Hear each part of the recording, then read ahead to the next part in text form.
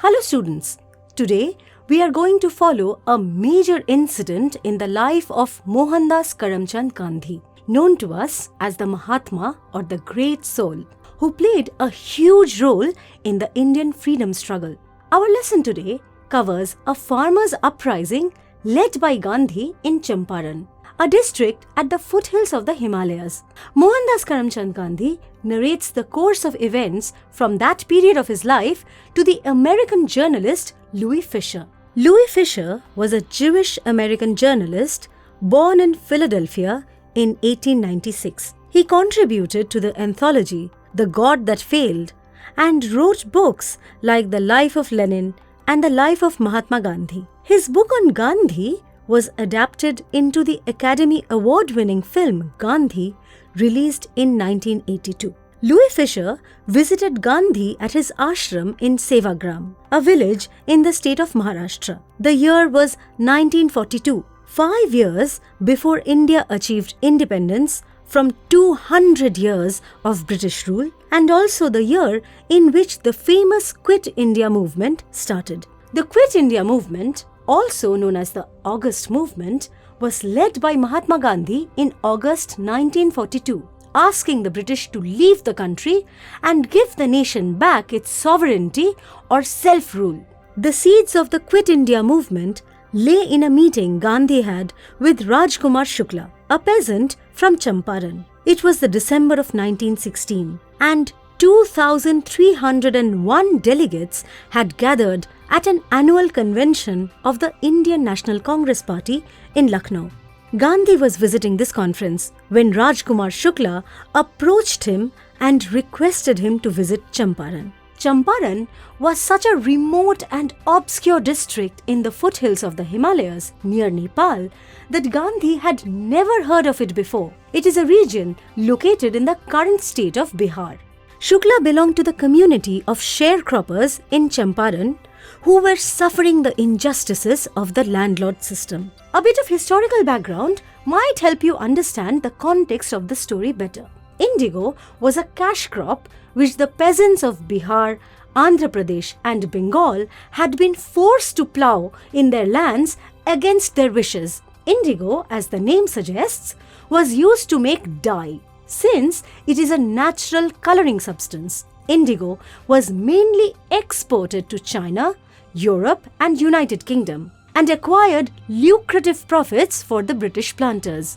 The planters pressurized the peasants to increase production and extracted labor from them at very low rates. Writer and documentary filmmaker T.G. Tendulkar, who authored a biography on Gandhi, has described the unrest in Champaran in these words: "The tale of woes of Indian ryots forced to plant indigo by the British planters forms one of the blackest in the annals of colonial exploitation. Not a chest of indigo reached England without being stained with human blood." Shukla wanted Gandhi to help them fight the injustices and was determined to have his way. Gandhi was surprised by the persistence of the illiterate peasant who followed him everywhere for weeks. He finally decided to accompany Shukla to Champaran in a few months' time. Shukla was supposed to take Gandhi to his homeland from Calcutta. Shukla and Gandhi boarded the train for Patna in Bihar from Calcutta. At Patna, Shukla took Gandhi to meet Rajendra Prasad, a lawyer who would later become the first president of independent India, serving his term between 1952 and 1962. Prasad was not at home, but the servants recognized Shukla, who frequently visited their master, and urged him help the indigo sharecroppers. So, they allowed him to stay on the grounds of his house. They mistook Gandhi to be Shukla's companion, and hence another poor indigo sharecropper, and did not give him access to draw water from the well. They were not sure of Gandhi's caste and feared that he might pollute the water of the well.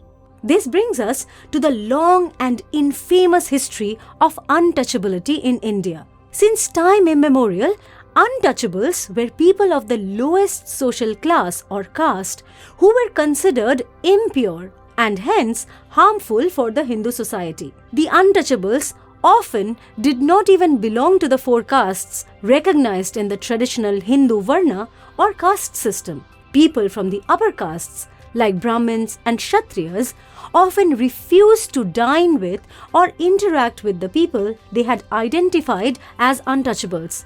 Gandhi had a name for the untouchables, the Harijans or people of God. Gandhi's time in South Africa tells us how committed he could be to a cause. He went there as a young attorney in the year 1893 and spent as long as 21 years. He founded the Natal Indian Congress there in 1894. He led protests against the British discrimination against the Indians and native Africans in South Africa. He committed himself to the people of Champaran with similar devotion. He went to Muzaffarpur to collect more information about the case of the indigo sharecroppers that Shukla was unable to provide. On 15th April 1917, he met J.B. Kripalani of the Arts College in Muzaffarpur, who welcomed him with his students. Gandhi recalls his stay at a government school teacher's house in Muzaffarpur, remarking that it was unusual for a government employee to shelter leaders like Gandhi who advocated home rule. The concept of home rule or Swaraj was first used by Maharishi Dayanand Saraswati, and Gandhi later adopted it. By home rule or Swaraj, he meant self-governance free from foreign intervention. He also wrote the book Hind Swaraj or Indian Home Rule in the year 1909. Soon, the common people of Muzaffarpur and Champaran came to know of Gandhi and his purpose of visiting their district. They flocked in huge numbers to meet the champion of their cause. Even lawyers who fought the peasants' cases in courts helped Gandhi with information necessary for his success. It is important to note here that Gandhi was a trained lawyer himself, but he did not charge any of the peasants. Winning the cause of social justice was more important for him than his personal benefits. He was sensitive to the abject poverty of the sharecroppers. Their poverty and downtrodden status made the peasants underconfident and scared of law proceedings. Gandhi soon realized that taking their cases to the courts was of more hindrance than help. He identified that their basic problem was fear of the landlords and the upper caste members of the society and set out to cure it. He rebuked the lawyers who charged hefty fees from the sharecroppers for fighting their cases. The author next gives us a brief background of the unrest and uprising in Champaran. It was also known as the Champaran Satyagraha of 1917, since it was based on Gandhi's principles of ahimsa or non-violence and standing up for the truth. Englishmen divided the arable land or the land fit for agriculture in the Champaran district among the Indian tenants. The chief commercial crop was indigo, and the landlords compelled all tenants to plant 15% of their lands with indigo. Bound by a long-term contract, the peasants had to give away all the indigo harvest as rent to the landowners. The landowners were cunning, and they took advantage of the illiterate peasants' ignorance. They were plotting with the British planters. They learnt that Germany was producing synthetic indigo and tricked money out of the sharecroppers in return of releasing them from their previous contract. In such an arrangement, the peasants would no longer have to pay them rent for the harvest they reaped. Some of the sharecroppers were all too eager to be released from the 15% arrangement.